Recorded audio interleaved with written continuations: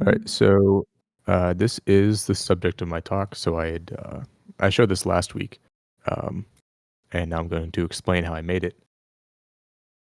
So what you're looking at here, we have sort of some rotating rods, and they're stacked tip to tail. And as they rotate around, they trace a shape. And so you want to understand how that works. I'm going to explain the math a little bit, but I more so want to talk about how I made it and like the Roblox part of it. Just sort of being like the resident Roblox expert in the server. Okay, so let's get into the math. Oh, actually, let me show you the other versions because I think they're pretty cool. So this version doesn't use Roblox physics at all. I'm just manually rotating some arrows, but then this version does. So you can see these parts are connected by hinge constraints, and they use angular velocity objects to rotate. So this is being simulated by the Roblox physics engine. And if I make it go really fast, it gets all wobbly, and the physics solver doesn't like it. But so yeah, so those are the two versions that I have. Okay, so the main concept of how this works. Oh, one note froze. That's classic. All right, so the main concept for this is the Fourier series, and Dan could probably explain to you like the very exact definition of it. I'm just gonna explain like how my understanding of it. And so what the Fourier series does is we add up a bunch of sine waves to approximate a function, pretty much. And so the function that we're approximating, let me play this again. So say in this example, the function that we're approximating is this r. And its bounds, so we'll call it f, and its bounds are from some number in the range 0 to 1. And then you can map it for the Fourier series. You can either do a function to the real numbers or the complex numbers, and probably some generalized space. But I've only ever worked with the real and complex numbers for this. So in my case, this is a function in the complex space. So this axis here, that's we're going to consider that to be the real axis, and this axis here, we're going to consider that to be the imaginary axis. Wait, And how did you do that? How did you rotate that part? That was like a key press, or? oh yeah, that's R. Okay, very good. Continue. Yeah. Also, you spawned and copied it. Oh, Control D. Is that what you meant? Right, cool. Yeah. And then I missed how you made it. Where did you? Oh yeah. I right clicked and then insert part. Okay. Yep. Yeah. So that's that. So we have our function, and this is the Fourier transform. So in our case, it's on a bounds from 0 to 1. So it will look like this.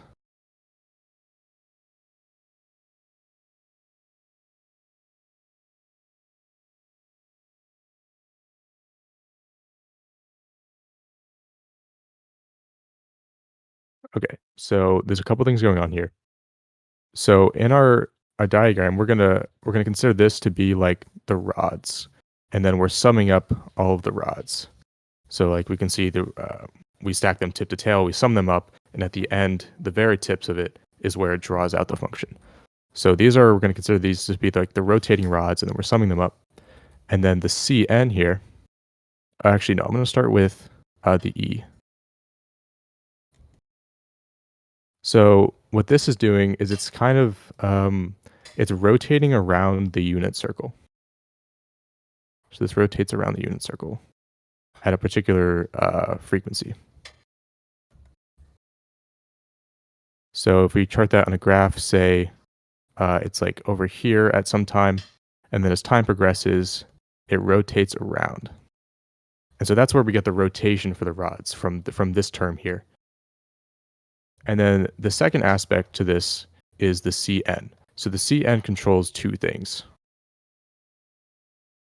So this constant controls the length of the rods, and the initial angle. And this is a complex number. So if say we wrote it like this, then this r would be the length, and this would be the initial angle. So together with these two, we're summing up this rotation with a certain length and initial angle. We sum them all up and we get back the function. So the last thing to explain is how we get to this Cn. And that's this here.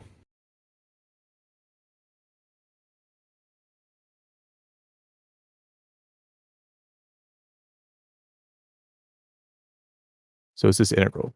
And I won't really go into like how to understand this because I mean personally I don't really understand it much myself. And just for the sake of time as well. You could consider like, so there's one special case that's like easy to understand is if you plug in 0 for n, what this simplifies to. So if you plug in 0 here, we just get e to the 0. So what you're left with is just this integral of f of t dt. And you can think of this as sort of like the average of this function. So it's C naught is like, I've heard it described as the center of mass of the function. So it would be, if we were looking at the r, it would be like somewhere in the center here. But that, I don't think that intuition really extends to the entire Cn. But we're just going to take this at. Is the Sorry, go on. position is C0 where the first white rod that you have in your animation, where the source of it is? Yes. So that's what I mean. Yeah, right there. Yeah. Yeah. And it's doesn't have any rotation or anything because that's the n equals 0 case. Correct. Yeah, it does not rotate. Right. Yeah. Right. Okay, so that's about all I'm going to explain for the math of it. So I think the natural question next is how are we describing this r as a function? And what we're doing is we're describing it as a spline. So I don't know everybody's familiarity with splines, but a common one that you might have heard of is called a Bezier curve. So this is not a Bezier curve, but just for explanation, a type of spline. Well, let me back up. A spline, what it does is it connects points with a curve. So you'll see these very commonly in like painting programs. So for example, if I draw this line, we have these points that we can control, and it draws a line from one point to the next one. And these sort of like guide its curvature. So that's a common spline that's called a Bezier curve. The one that I'm specifically using is called a Catmull-Rom spline. And I don't know specifically if Paint.net uses Catmull-Rom splines, but this is pretty much what it looks like. So with Bezier curves, as you can see, these two corners, it doesn't pass through them. These kind of guide the spline. Whereas Catmull-Rom splines, why I like them, is because they do pass through all the points, and I find them to be more predictable. You place the point, you know it's going to pass through the point. So these 2 points. And then these, like with the Bezier curve, these ones serve as the guides. And we think of these 2 points here.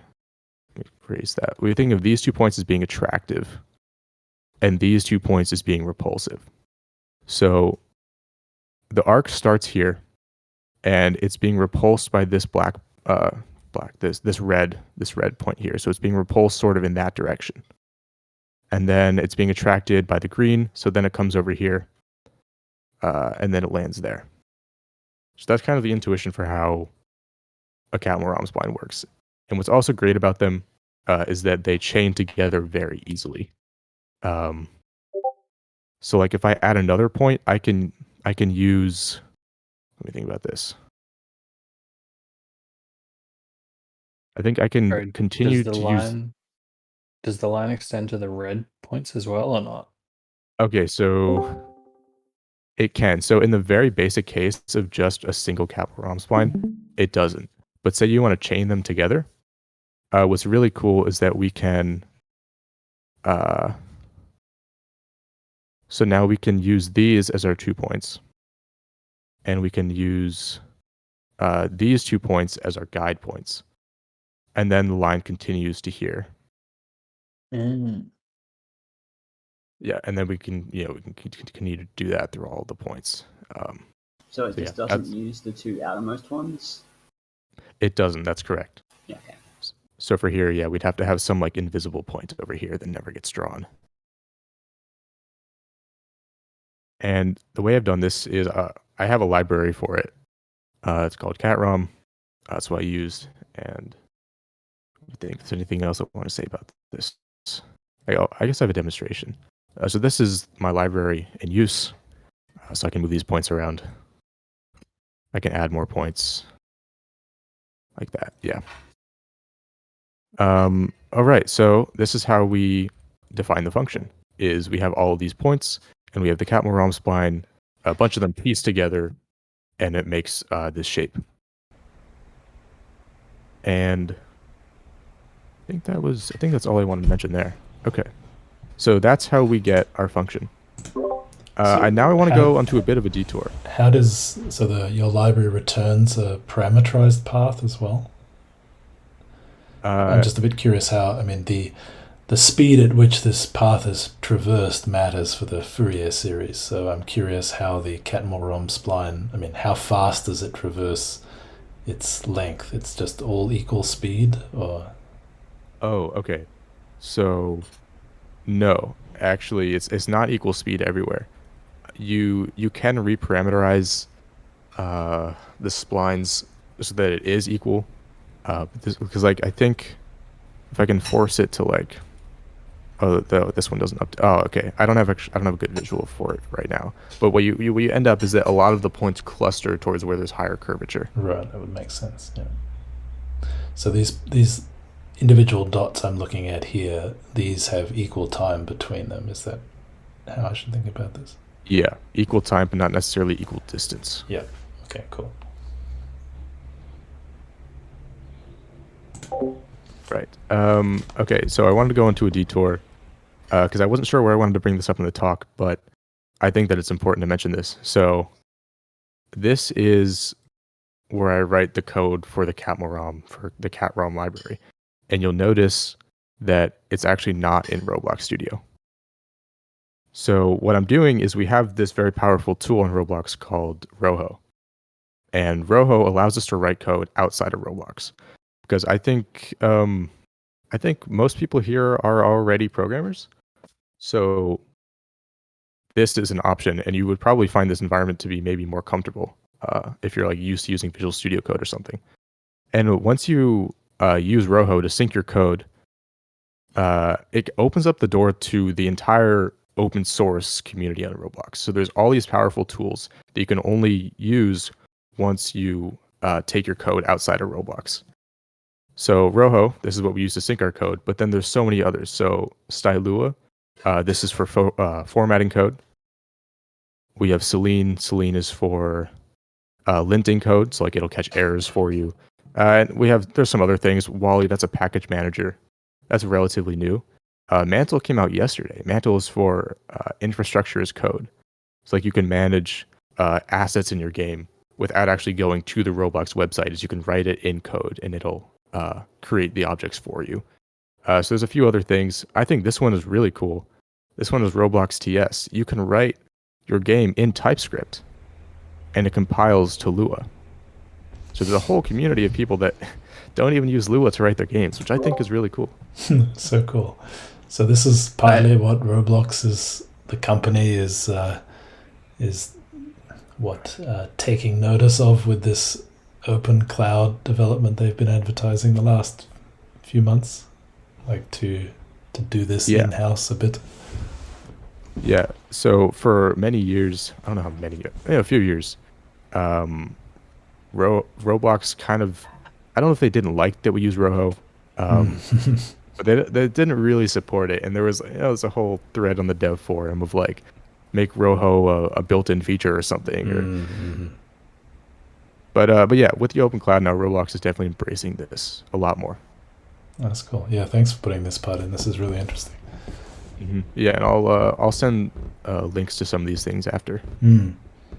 That'd be great. I actually have a question about I have tried to use Roho in the past, but I had scripts inside of models, or like it seemed I couldn't figure out how to get it to work with like models and parts and stuff. Like, is that stuff like reflected at all on the VS Code side, or can you only do the scripts?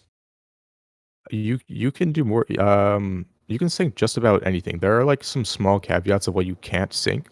So okay, let me find the repository for this talk. So you can actually download. So the code is open source for what I'm showing today.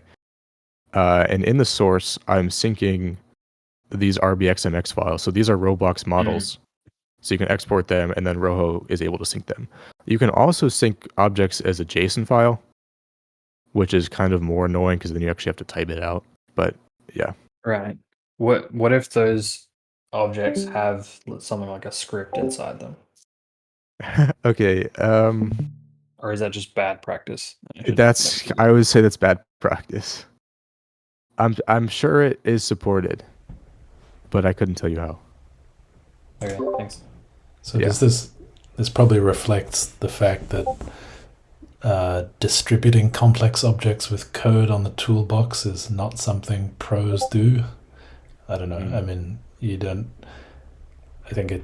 Oh, well, yeah. Most people. Are you asking like, because most people host their stuff on GitHub? Right. Yeah. So I guess I'm just getting the sense that there's a parallel ecosystem where beyond maybe simple things, the people seriously using Roblox maybe aren't distributing their code via the toolbox, which is what Roblox has in mind as the place to share things, and right.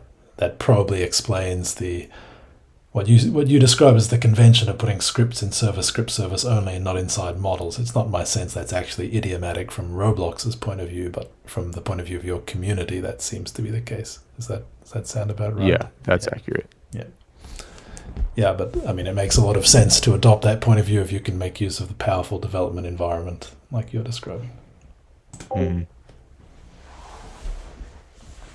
Okay. So that was a bit of a segue or detour into Roho. So now I think what I'm going to do is walk through a bit of the code for the Fourier series. Where did I put that? Okay, here it is. So, okay, this code specifically is for the one we're watching here. It's not for the physics-based one.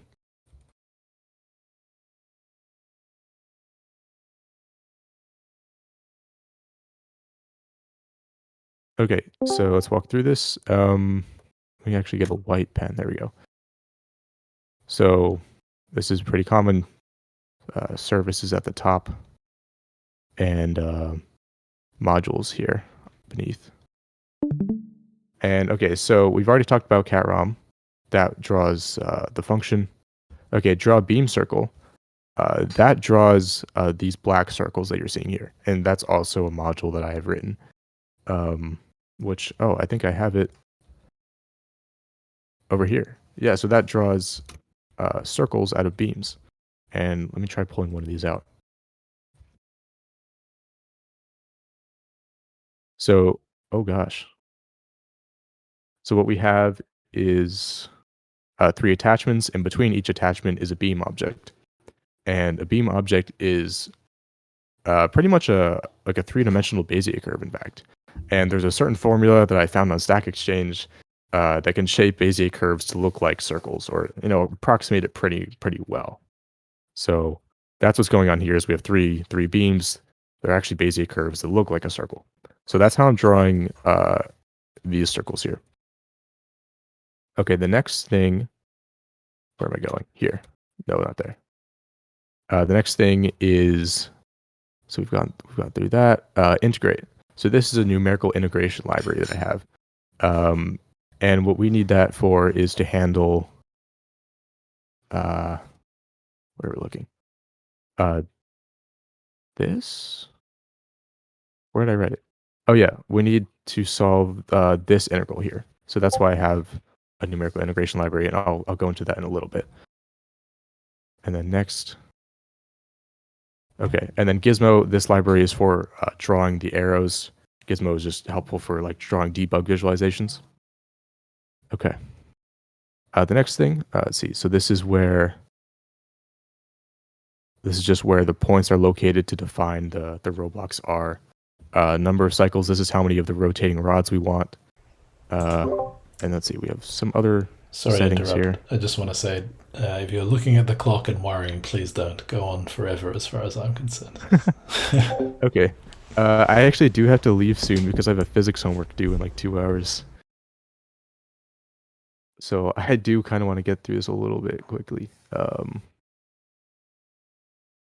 Right, okay, and then we want to... this is the part of the talk that I didn't think about too much. All right, so we don't want to define the origin. Okay, this function has been deprecated for many years, and you have to know that it exists to actually use it. But what it does is so we have these parts here, these little guys here, and they're grouped into a model. And what it does is it solves for their center. So that's what I've considered to be the origin. Okay, and then we need to create the spline. So we have all of our parts in this points container. We need to go through them and then add them to this points table. And specifically, I've labeled them in order. So if you look at the names of each part, like the first one is labeled 1, the second one is labeled 2, so on. So that's what we're doing here is we're getting each part based on its name as I loops through all the parts. And then we get this list of positions, and we create the function out of it. The spline. Okay, and then the next step is this summation here. So the next step is to calculate the constants, the Cn. So we're going to do that integral.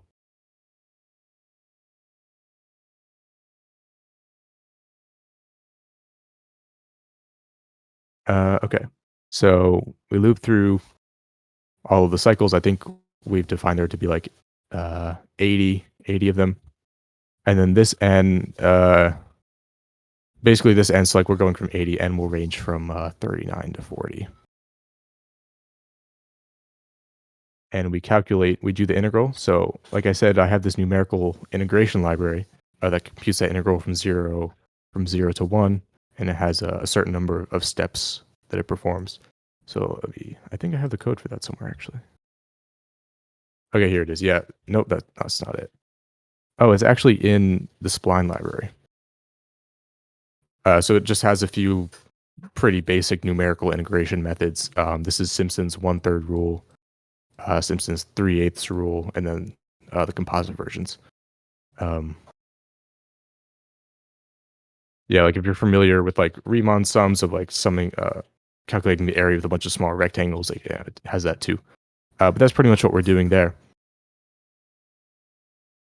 And then this calculation, okay, so this here, this spline solve position, that is f of t.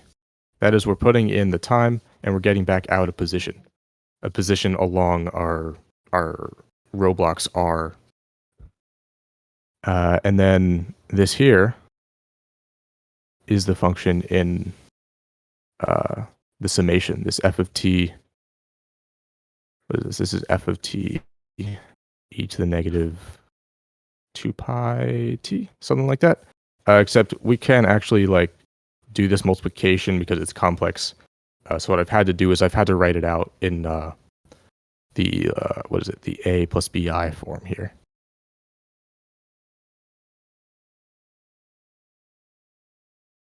And this is the real component. This is the imaginary component. Okay, so we perform the integration. We calculate our constants. And then what I do is this was a request that Dan made, is what if you sort each of the rods based on length? And it actually, so if you'll look at this, where is it? So if you look at this, the largest circle is in the middle, and then as we go along, this length of the arrows, it gets smaller and smaller, and it just kind of looks cooler if we sort it that way. Okay, this is a lot that does not much. All this does is it creates the beam circles, the black circles. The only notable thing here is that when it sets the radius of the circles, well, that's the radius is the length of each rod. So that's going to be the magnitude of Cn. And then newbie question: What's do after table create? Do. Oh, okay. This is another old Roblox pattern that I have not given up yet.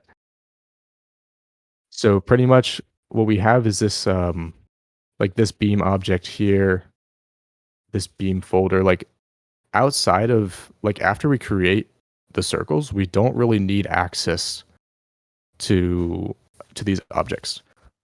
Like there's kind of no point in cluttering our program with these variables. So what we do is we put it in this do, and it can only live in here, and then we can't access it later.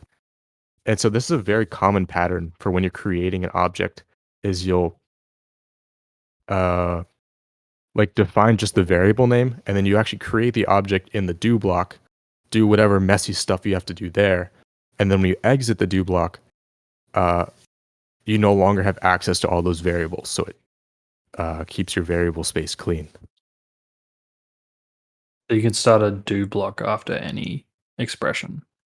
Oh yeah, you can do a do block whenever. So it's not tied to that line, right? It's the fact that it's on the same line as the assignment statement is like white space isn't relevant there, you know? Right, yeah, you're correct. But the reason it's kind of discouraged is for this exact reason, is because people ask what the hell is happening there.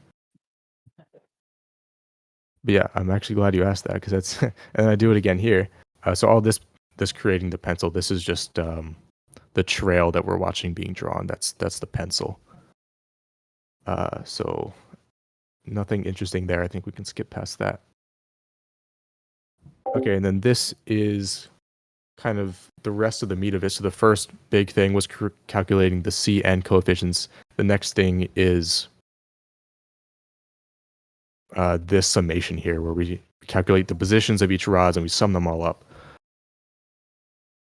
So this is our, let's see, first we calculate the time here. So time is in 0 to 1. And then let's see, we start a summation at the origin, or we define the origin to be the center of the grouping of parts. And then for each rotating rod, we have Cn here, we have n here. We just pull those from the table that we created earlier. And then we do this calculation, which is f of t e to the I, let me think, n 2 pi t. I think that's right. And again, because we can't do this complex multiplication, I wrote it in the a plus bi form here, where again, this is the real part, this is the imaginary part. I feel like you could just multiply the C-frame by the rotation, probably, right? I mean, if you just do C-frame dot angles n 2 pi t, you're effectively, multiplying by a unit complex number is just the rotation, right? That's a good point. But this is of course fine, yeah. I generally try to avoid using C-frame when possible, because just C-frame is slower. But this is like, it doesn't really matter here.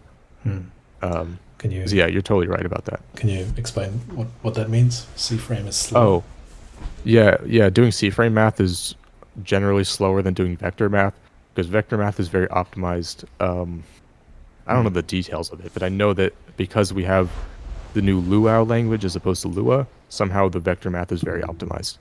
Yeah, it's good to know. Are you guys familiar with the Luau language?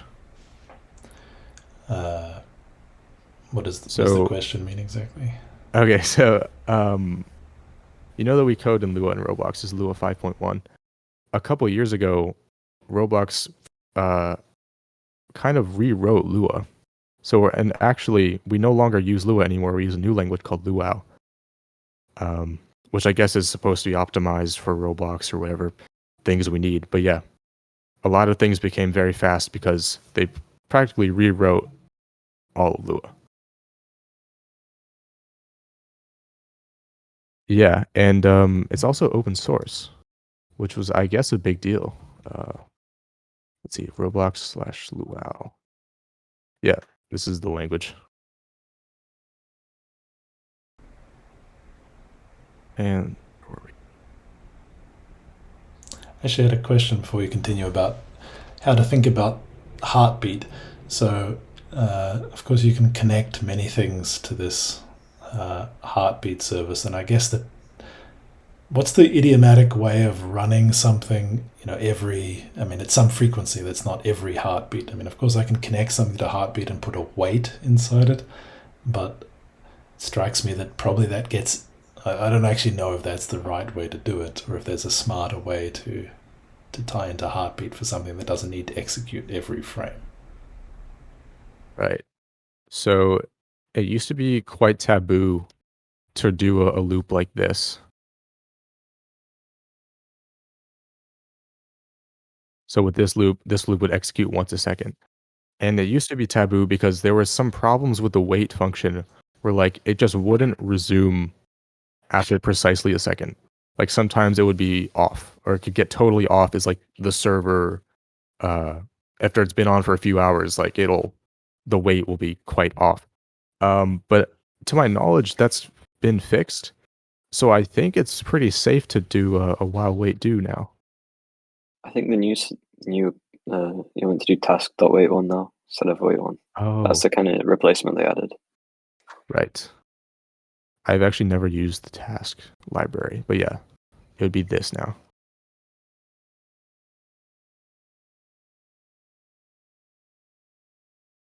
All right. So we're almost near the end. So we do that calculation, and then here we sum it up a bunch of times, and then we place the pencil at the very tip, and it draws our function. And then here, this is where I use the Gizmo. That Gizmo just draws the arrows. Right. So I think that's all I have. Didn't quite follow that. So sum and sum and... Oh, I see. So it's the final step. So we get one per... I see. Oh, yeah. Okay, I follow. Mm-hmm. Yeah, okay. Cool. Does anybody have any questions?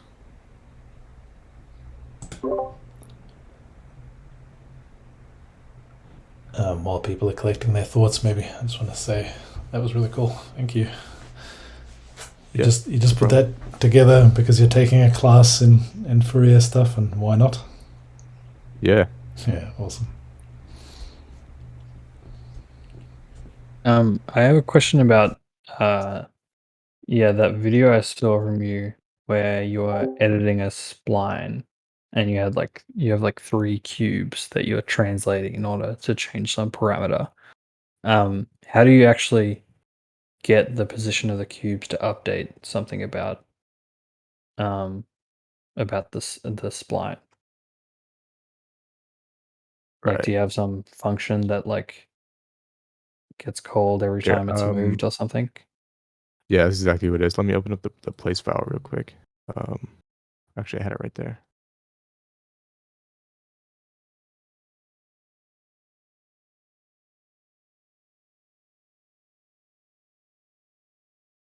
Yeah, so what he's talking about, for this tube is drawn out of splines, and when I have these things here that I can drag to sort of change some of the parameters.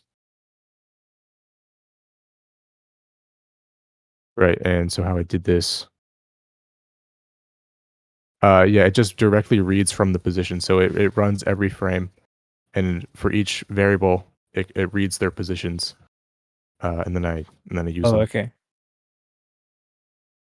Okay. Right, so it's not like, I suppose it's not too intense. Why are you running every frame? Because nothing like dynamic is really happening with your... Oh yeah, so your I'm using the Gizmo module to draw things, and then the things that are created with Gizmo only last for one frame. so I have to draw them every frame. Oh, okay. Is it drawing like parts or something? Like, what are the things that it's drawing? What are these lines? Yeah, so these actually aren't parts. These are called handle adornments. That is like, that name has absolutely nothing to do with what we use them for. Basically what they were created for was like a replacement. So you see these like arrows here. They're created as a replacement for those. So like to let developers draw these types of shapes that aren't really parts. They they draw above objects and they don't have shadows to them. So that's why they're called handle objects, because they were created as handles like these. But yeah, so there's like cylinders, spheres, lines. Yeah, there's all sorts of handle adornments. So these are like 3D objects you can see, but they have no presence in the world. Like they don't have like any mass or anything, or you can't Exactly. like run on them or anything.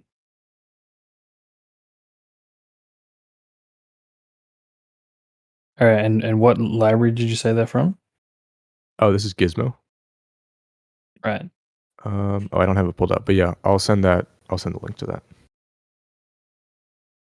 Is there any like why not write that library and make it create parts? Like what's the difference? So for this library specifically, the reason we use handle adornments is because they're very lightweight. Parts have physics to them. They have, the rendering process is longer because they have shadows and whatnot. So Gizmo is great for debugging because these handle adornments are very fast. And so I think that's why you'd want to turn to a library for that. Also because it's written to be fast. It's a good library. I think we should the surfaces of the lines on our whiteboards, the lines on that appear on the boards should be these things and not parts then.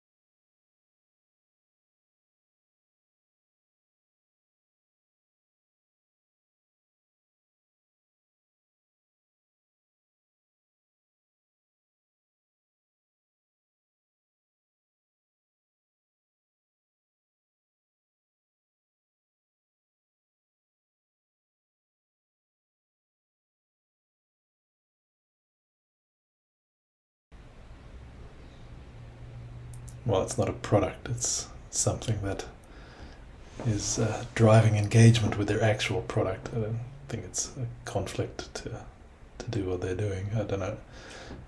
I mean, I can understand maybe why. I mean, well, why did Apple hate Flash, right? It's because they don't control it, and yet if a lot of code is written in Flash, then it drives the way users use their platform.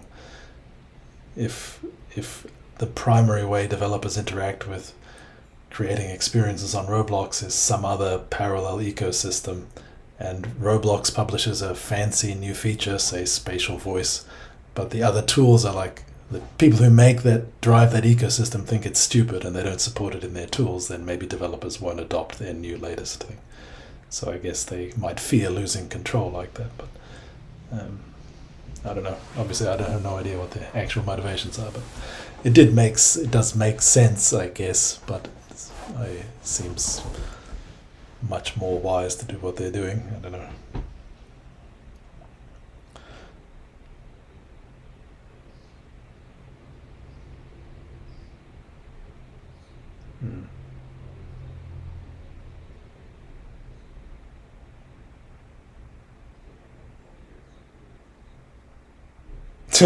Yeah, I never know what to say. I keep it's like game, world, experience.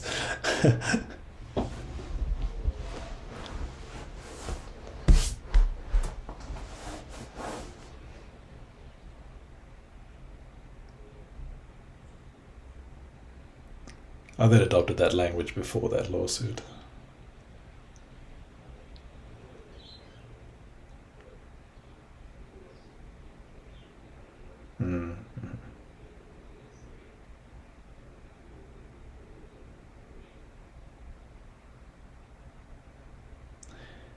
Yeah, for example, their live music events or whatever, you could hardly call them games, I think.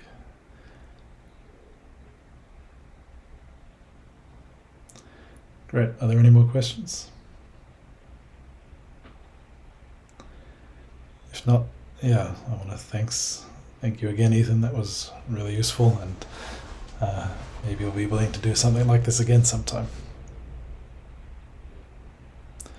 Cool. Well, thanks everyone. That brings the day to a close, and we'll see you next Thursday.